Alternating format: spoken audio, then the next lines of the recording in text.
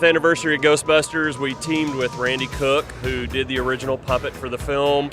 He retained his original mold all these years, and in about 2008, he asked me to restore that mold for him. Well, while I had it, he let me pull a silicone plug out of the original plaster mold, and now we have a Terror Dog. Terror Dog. So is this Keymaster or Gatekeeper? He's both, because you get two sets of horns with him that are magnetic. It'll just pop in and remove, so you can have the Gatekeeper or the Keymaster.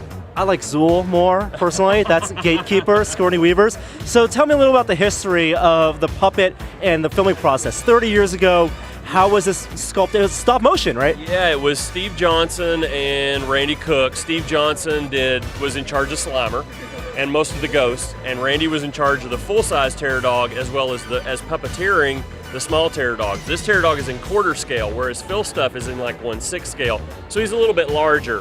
And it was just a magical crew back in the old Boss Film days. They did such great stuff, and Randy puppeteered this guy for several different scenes in the hotel, running down the street, and even the rooftop scene. So this was based on the original puppet. How many puppets did they have, and it was actually armatured inside for the stop motion? Yeah, absolutely. They did a couple of the puppets. I think they made 2 or 3, and then they made a bunch of maquettes, which were the same thing.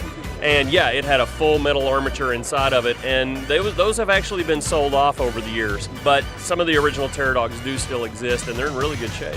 As a big fan of Ghostbusters, and Paul, I know you are, what are the things that fans should notice about the design of the Terror Dog? What are the little details that, if you look at this and take a screen grab, that you're going to notice are exactly the same? The best shot of the Terror Dogs is on the roof. They both look right at the camera. They dead match to this model in those scenes, and the original puppet cast from the molds didn't have the mouth open.